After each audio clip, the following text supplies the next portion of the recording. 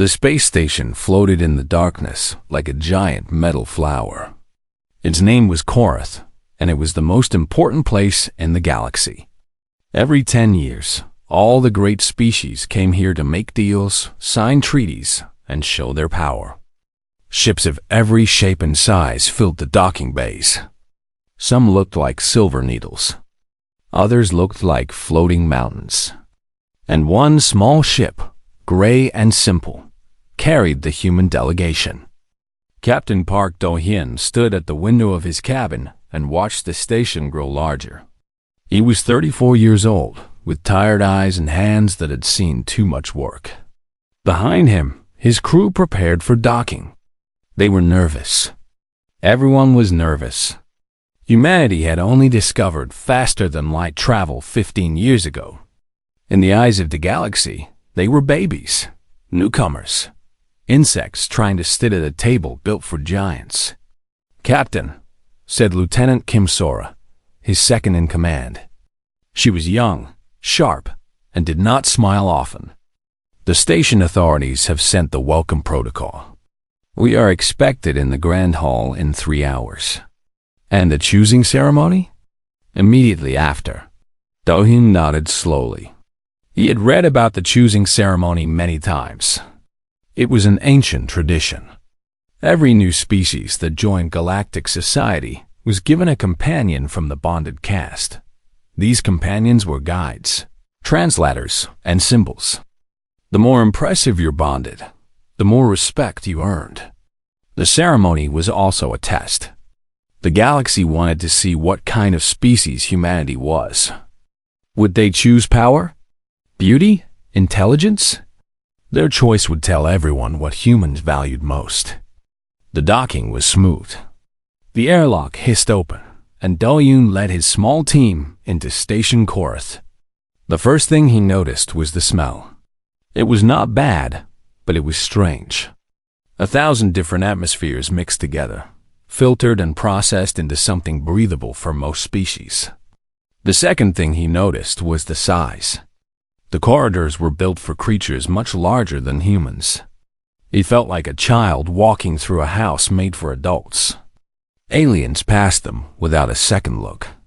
A group of tall, blue-skinned beings with 4 arms walked by, speaking in clicks and whistles. A creature that looked like a floating jellyfish drifted past, leaving a trail of soft light behind it. 2 massive insectoids, their shells black and shining, stopped to stare at the humans before moving on. "They are not impressed," Sora said quietly. "They will be," Do-hyun replied. The Grand Hall was exactly what its name suggested. It was enormous. The ceiling was so high that clouds actually formed near the top. Thousands of delegates from hundreds of species filled the space, talking, arguing, making deals. Holographic displays showed news and data in dozens of languages. The noise was incredible. A tall creature approached them. It walked on 6 legs, and its body was covered in hard, dark plates. Its head was triangular, with large compound eyes that reflected the light like broken mirrors. This was Elder Vothras, one of the senior diplomats of the Galactic Council. "You are the humans," Vothras said. His voice was deep and came from somewhere inside his chest. "You are smaller than I expected." "Size is not everything," Do-hyun said calmly. Vothras made a sound that might have been laughter. "We shall see. Come, the choosing ceremony awaits. Let us discover what your species truly values." They followed the elder through the crowd. Other aliens watched them pass. Some looked curious. Most looked amused. A few looked disgusted. Do-hyun kept his face calm and his back straight. He had faced worse than alien scorn. The selection chamber was a circular room with soft lighting.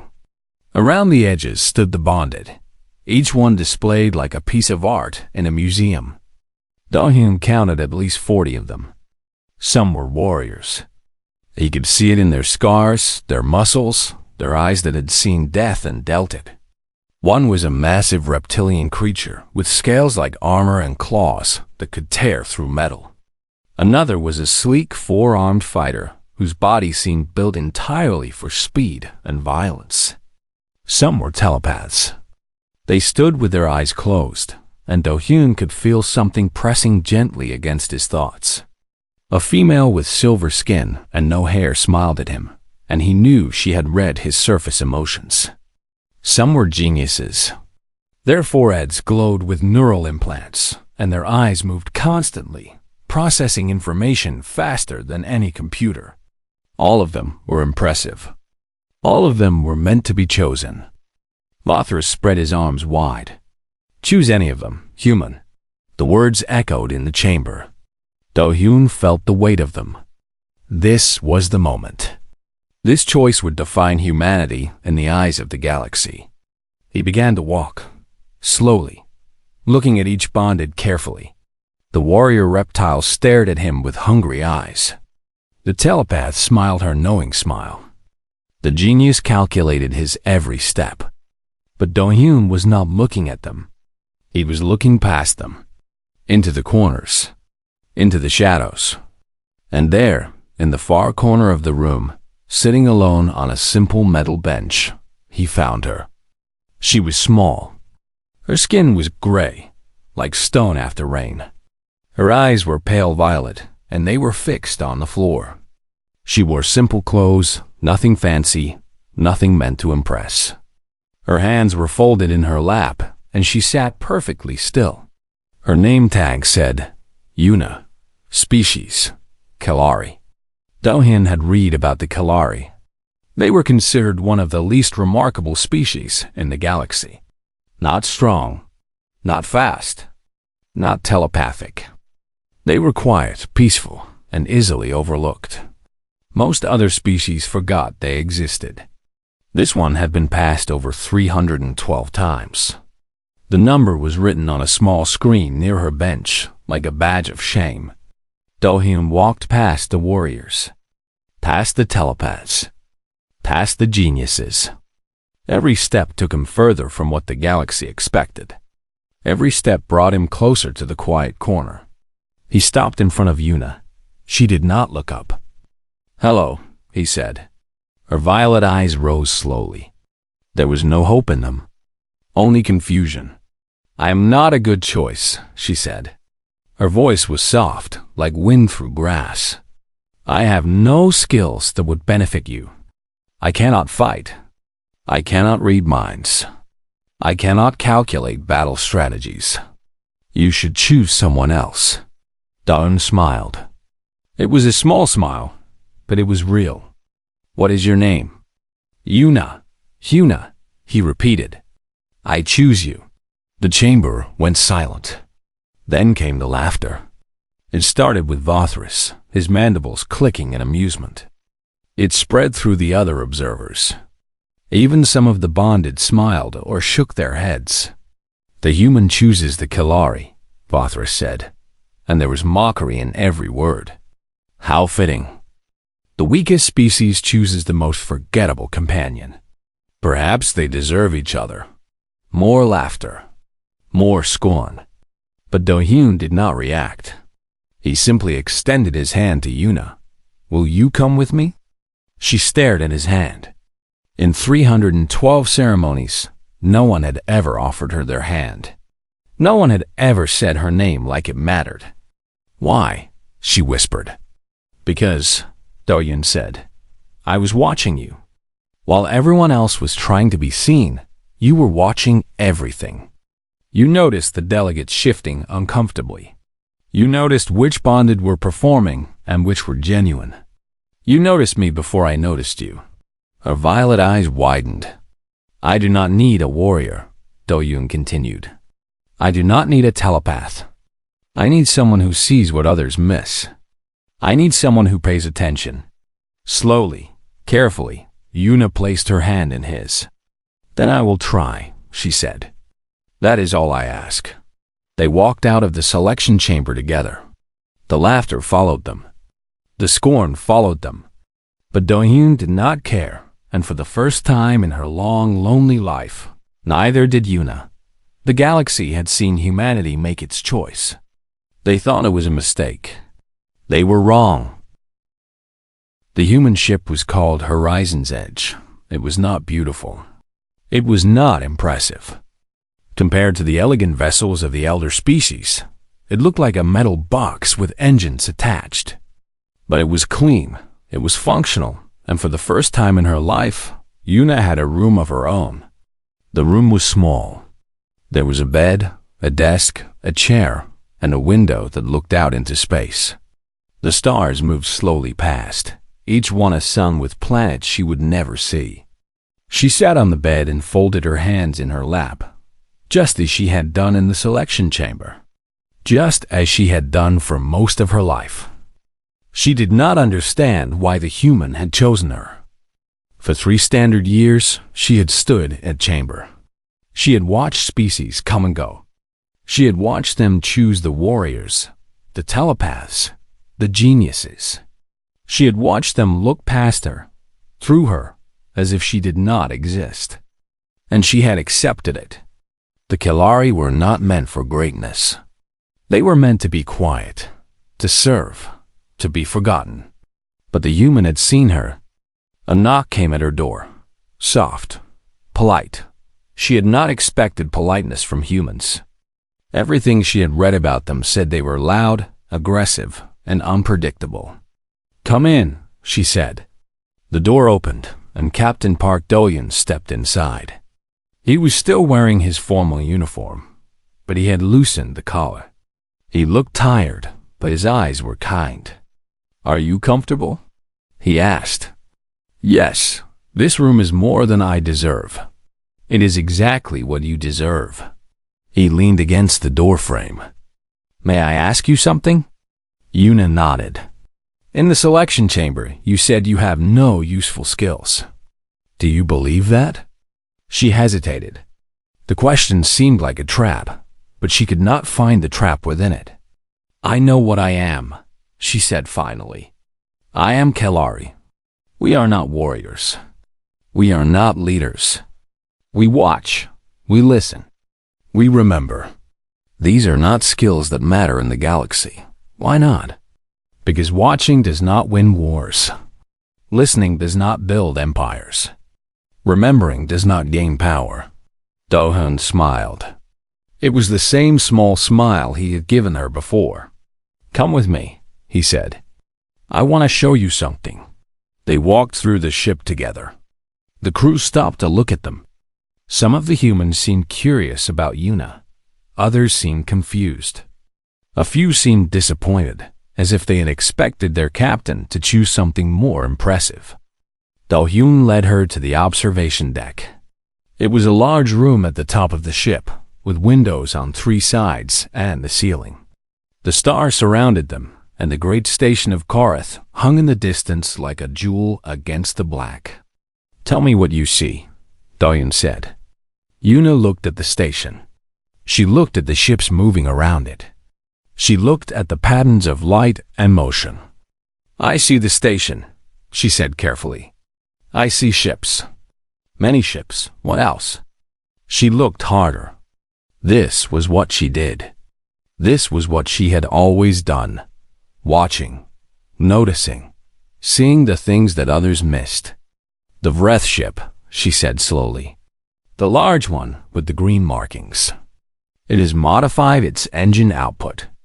The heat signature is wrong for its stated configuration. They are hiding something in their cargo hold." Do-hyun said nothing. He just waited. "The Tarani delegation," Yuna continued. "They arrived with 7 members, but only 6 were registered. One is wearing a translator device that is too advanced for a simple diplomat. He is intelligence. A spy. Still, Do-hyun waited.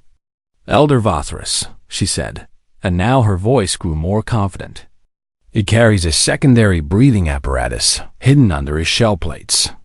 His species does not need it. He is lying about his atmospheric requirements, perhaps to gain environmental concessions in the treaty negotiations." She stopped. She had said too much.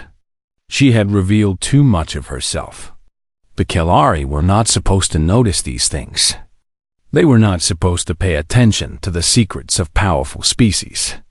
"I am sorry," she said quickly. "I should not have spoken. I did not mean to, Yuna." Do-hyun's voice was gentle. "Look at me." She forced herself to meet his eyes. She expected anger, disappointment, perhaps even fear. Instead, she saw something she did not recognize. Something warm. "Do you understand now?" he asked. "Do you understand why I chose you?" "No." "Then let me explain." He moved to stand beside her, looking out at the stars. "When I walked into that chamber, I saw exactly what everyone else saw. Warriors, telepaths, geniuses, impressive beings designed to make their masters look powerful." He paused. "But I also saw you, sitting in the corner, watching, and I realized something. While all the others were performing, trying to be chosen, you were doing something far more valuable. You were paying attention." Yuna felt something strange in her chest. It was not pain. It was not fear. It was something else entirely. In that single moment, Do-hyun continued, "You probably learned more about the delegates in that room than their own intelligence services know. You saw their weaknesses, their lies, their secrets, and you did it without anyone noticing." "It is just what I do," Yuna said quietly. "It is all I know how to do, and that is exactly what I need." Do-hyun turned to face her fully. "The galaxy thinks strength is about muscles and weapons and telepathic powers. They measure worth by how loudly someone can roar. But humans know better. We know that the real power lies in information, in knowledge, in seeing what others miss." Yuna was silent for a long moment. Her whole life, she had been taught that she was worthless, that her abilities were useless, that watching and listening and remembering were the skills of servants, not leaders. But this human was telling her something different. "You truly believe this?" she asked. "I do not just believe it," Do-hyun said. "I am counting on it. In 3 days, the real negotiations begin. The Korath Accords. The biggest treaty in a generation. Every species wants to control the new mining territories.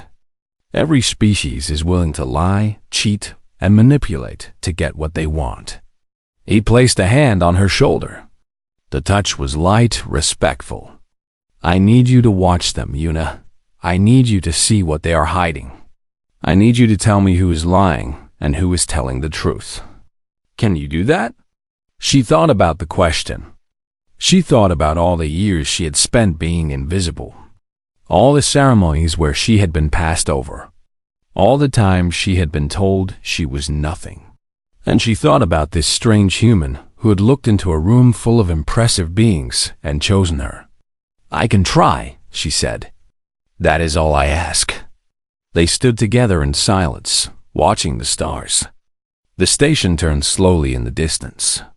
Ships came and went, carrying diplomats and spies and merchants from 1,000 worlds.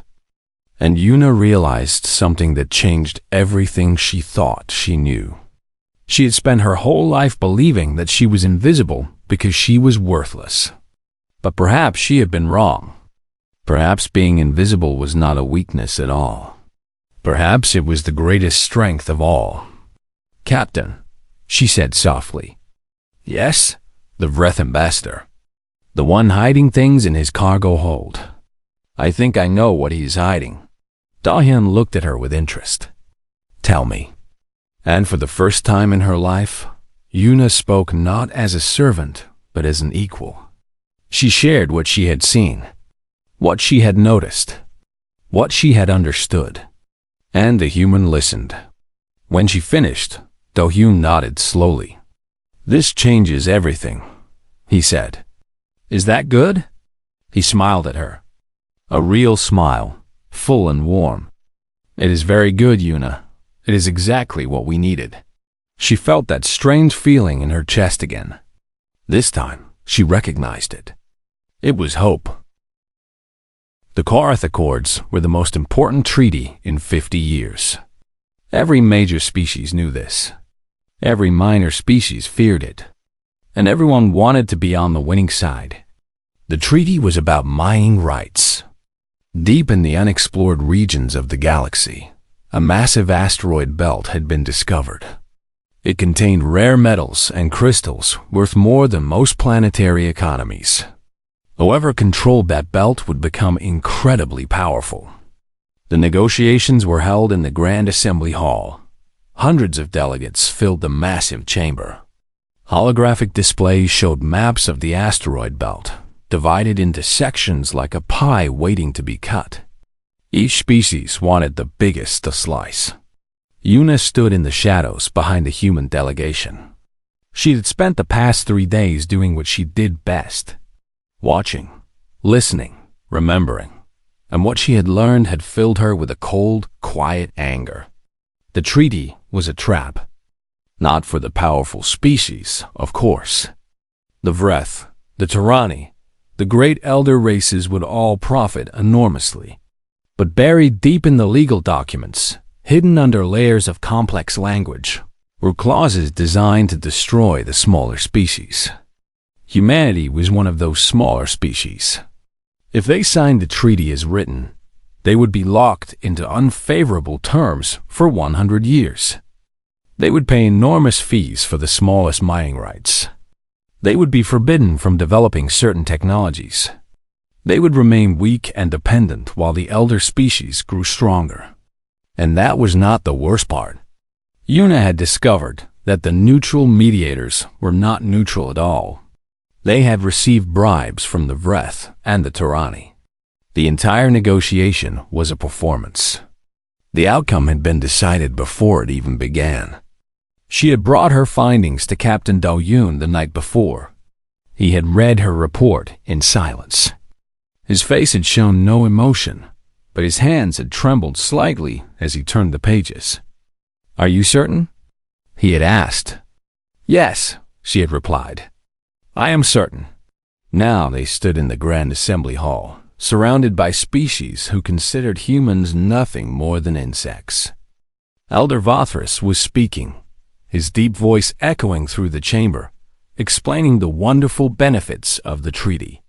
"This is a historic moment," Vothras declared. "A moment of unity and cooperation. All species, great and small, working together for the common good." Una watched him speak. She could see the lies hidden in his words. She could see the small movements of his mandibles that revealed his true feelings. He was enjoying this. He was enjoying the deception. Lieutenant Kim Sora leaned close to Do-Yoon. "Captain," she whispered, "if we expose them, we make enemies of the most powerful species in the galaxy. Are we ready for that?" "We have to be," Do-Yoon replied quietly. "Because if we do not, humanity will be a slave species for the next century." Vothras finished his speech. The chamber filled with polite applause. Then he turned to the human delegation with his compound eyes glittering. "And now," he said, "we welcome our newest members to the galactic community.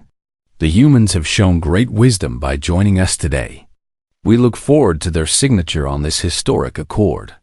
It was an invitation, a command, a test. Do-Yoon stood up. "Thank you, Elder Vothras," he said. His voice was calm, steady. "Before we sign, I would like to make a brief statement." Murmurs rippled through the chamber. New species were not supposed to make statements.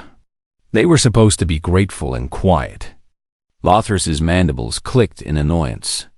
"Of course," he said, but his tone made it clear that whatever Do-Yoon said would not matter. Do-Yoon walked to the center of the chamber. Una watched him from the shadows, her heart beating fast. This was the moment. Everything they had discovered, everything they had planned, came down to this. "My species is new to galactic society," Do-Yoon began. "We are small. We are weak. We have much to learn from the elder races." Heads nodded. This was what they expected to hear. But we have learned something already, Do-hyun continued. We have learned that this treaty is a lie. The chamber went silent. Absolutely silent. Clause 47, Section 3, Paragraph 8, Do-hyun said. It states that any species with less than 50 years of galactic membership must pay a development fee of 2% of all mining profits. This clause was added 3 days ago, after the original documents were approved. He held up a datapad. I have the original documents here. I also have the modified documents. Someone changed them. Someone tried to hide the changes. Murmurs became shouts. Delegates began talking over each other. Furthermore, Do-hyun continued, raising his voice above the noise. The neutral mediators have received payments from the Vreth Trade Consortium and the Turani Empire. I have the financial records. I have the communication logs. The mediation was corrupted from the beginning. Now the chamber erupted. Vothris stood up, his body shaking with anger. These are lies, he shouted. Human lies. How dare you accuse us of? I have proof, Do-hyun said simply. He pressed a button on his datapad, and the holographic displays changed. Instead of showing the asteroid belt, they now showed documents, communications, financial transfers. Everything Yuna had discovered. Every species in this room can verify this information, Do-hyun said. I am not asking you to trust me. I am asking you to look at the evidence and decide for yourselves. The chamber fell into chaos. Delegates shouted at each other. Some demanded to see the evidence more clearly. Others accused Do-hyun of forgery. The Vreth delegation tried to leave, but found their path blocked by other species demanding answers. In the shadows, Yuna watched it all. She saw the fear in Vothris's eyes. She saw the anger in the Turani delegation. She saw the confusion and hope in the smaller species who had been about to sign their futures away. And she saw Do-hyun standing alone in the center of the storm, calm and steady, letting the truth do its work. After what felt like hours, the senior mediator called for order. She was an ancient being, her species so old that no one remembered their homeworld. Her voice carried the weight of centuries. The evidence will be examined, she announced. All negotiations are suspended until the investigation is complete. Any species found to have corrupted these proceedings will face severe consequences. She looked at Do-hyun with eyes that had seen civilizations rise and fall. Human, she said, you have made powerful enemies today. I hope you understand what you have done. I understand, Do-hyun replied. I have chosen the truth over safety. I have chosen justice over comfort. That is what humans do. The chamber began to empty. Delegates filed out, still arguing, still shouting, still trying to understand what had just happened. Yuna stepped out of the shadows and walked to Do-hyun's side. He looked tired, older than he had seen before. Are you all right? She asked. I will be, he said. Thank you, Yuna. Without you, we would never have known. We would have signed that treaty and destroyed our future. I only watched, she said. I only saw what was there. Do-hyun shook his head. You did more than that. You saw what everyone else missed. You looked past the performance and found the truth. He put his hand on her shoulder again. The galaxy is going to remember this day. And they are going to remember you. Yuna looked at the empty chamber. The holographic displays still showed her evidence. Her work, her discovery. I do not need to be remembered, she said softly. I just want to help. You have, Do-hyun said. More than you know. They walked out together, leaving the chaos behind them. The galaxy was watching now. The galaxy was paying attention. And nothing would ever be the same. Part 4. The quiet storm the days after. Do-hyun's speech were the most dangerous of Yuna's life. The Vreth ambassador demanded that the humans be arrested. He called them liars, criminals, enemies of galactic peace. His voice thundered through the council chambers, his mandibles clicking with fury. He wanted blood. He wanted punishment. He wanted the evidence destroyed and forgotten. The Tyranny Empire supported him. Their delegation filed official complaints, demanded sanctions, threatened to withdraw from the galactic community entirely. They called the investigation a witch hunt. They called the evidence forgeries. They called Captain Park Do-hyun a dangerous radical who threatened the stability of all civilized species. Elder Vothris was the loudest of all. The humans have violated every principle of diplomatic cooperation, he declared in the Grand Assembly Hall. They have poisoned our negotiations with suspicion and paranoia. They must face consequences for their actions. But something strange was happening. Something that the elder species had not expected. That other delegations were speaking up. The Pelori were first. They were a small species, much like the Kelari, often overlooked and ignored. Their ambassador was a thin, elderly male with pale green skin and kind eyes. He stood up in the assembly and spoke with a voice that trembled but did not break. "We have examined the evidence," he said. "We have verified the documents. The humans have told the truth. The treaty was corrupted. The mediation was bought. We were all going to be victims of this deception." Then came the Hassani. Then the Morithic. Then a dozen other species who had been silent for generations. Species who had been pushed to the margins, exploited by unfair treaties. Forgotten by the powerful races, they rallied behind the humans. "The old order has failed us," said the Hassani ambassador, a female with silver scales and 4 arms.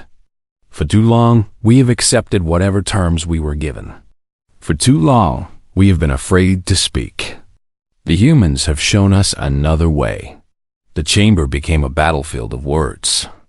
The elder species on one side, demanding punishment and silence. The younger species on the other side, demanding justice and change. And in the middle of it all, Yuna watched from the shadows. She had become a target now. The Vreth knew that she was the one who had discovered their lies. They knew that a simple Kelari had seen through their careful deception. Some of them looked at her with hatred. Others looked at her with fear. A Vreth officer approached her during a recess. He was large, his shell plates gleaming under the station lights. He leaned close, his compound eyes reflecting her face 1,000 times. "You are the one," he said. His voice was low, dangerous. "You are the one who destroyed years of careful planning." Yuna did not look away. "I only told the truth," she said. "The truth." He made a sound like grinding metal. "The truth is whatever the powerful decide it is. You should have learned that lesson by now, little Kelari." "Perhaps," Yuna replied. "Or perhaps the truth is what remains when the lies are stripped away." The officer stared at her for a long moment. Then he turned and walked away without another word. That night Yuna could not sleep. She stood at the window of her small room on the horizon's edge and watched the station turn slowly against the stars. Her hands were shaking. She had never been brave. She had spent her whole life being invisible, being quiet, being forgotten.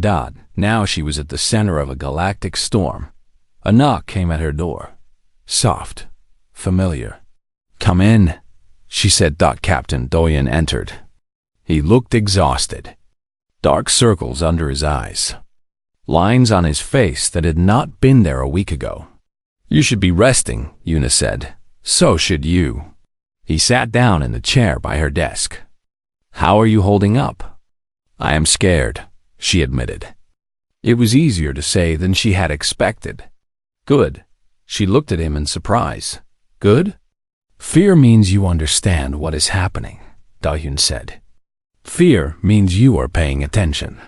I would be worried if you were not afraid. Are you afraid?" He was quiet for a moment. "Yes," he said finally. "Every moment. I have put my entire species at risk." I have made enemies of empires that could destroy us without effort. If this goes wrong, the history books will remember me as the human who brought ruin to his people. But you did it anyway." "I did." He looked at her with those tired, kind eyes. "Because some things are worth the risk. Because staying silent would have been worse than speaking up. Because my daughter is 12 years old, and I want her to grow up in a galaxy where truth matters." Yuna had not known he had a daughter. She realized how little she knew about this human who had changed her life. "What is her name?" she asked. "Minjung." A small smile crossed his face. "She wants to be a pilot. She says she will fly further than anyone has ever flown. She sounds brave." "She is braver than me." He leaned back in the chair. "Yuna, I want you to know something. Whatever happens tomorrow, whatever the council decides, you have already changed the galaxy. I have done nothing. You have done everything." He stood up and moved to stand beside her at the window. "Before you, no one questioned the elder species. No one looked behind their words to find their lies. You showed that it was possible. You showed that the invisible ones can see the most." Yuna felt tears forming in her eyes. She blinked them away. "I was just watching," she whispered. "I was just doing what I always do. And that is exactly what the galaxy needed." Do-hyun put his hand on her shoulder. "Tomorrow, the council will make their decision. But no matter what they decide, you have already won. The truth is out. The lies have been exposed. Nothing can change that now." They stood together in silence, watching the stars. Somewhere on the station, delegates were arguing about the future. Empires were planning their responses. Alliances were forming and breaking. The galaxy was changing, whether anyone wanted it to or not. And at the center of it all was a quiet Kellari who had spent her whole life being invisible. "Captain," Yuna said softly. "Yes?" "Thank you. For choosing me. For seeing me." Do-hyun smiled. "Thank you for being worth seeing." The next morning came too quickly. The final assembly was scheduled for midday. Every species in the station would be there. Every eye would be watching. Yuna dressed carefully in the simple clothes she had always worn. She looked at herself in the mirror and saw the same gray-skinned female she had always seen. But something was different now. Something in her eyes. Something in the way she held herself. She was still quiet. Still invisible to most. Still the Kellari that everyone had passed over for 312 ceremonies. But she was no longer afraid to be seen. The door chimed. Lieutenant Kim Sora's voice came through the speaker. "The assembly is gathering.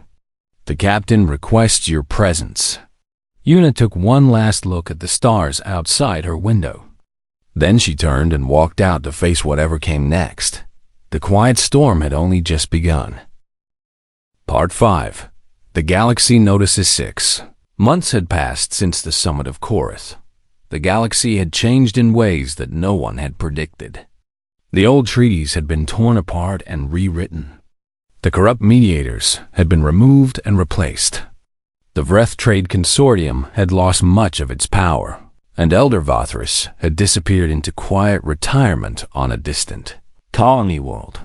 But the biggest change was something simpler, something more important. The galaxy had learned to listen.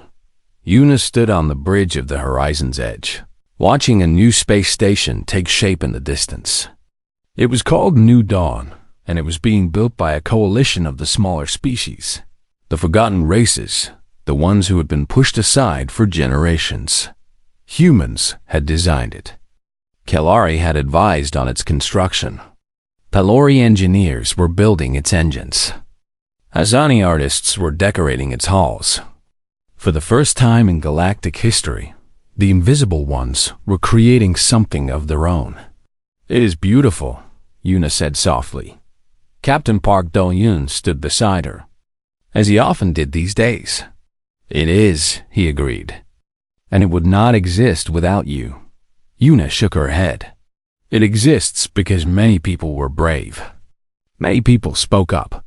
True, but someone had to be first. Someone had to show them it was possible. She did not argue. She had learned, over the past months, that Do-yoon could be very stubborn about giving her credit. So much had changed since the choosing ceremony. Yuna was no longer a simple bonded companion.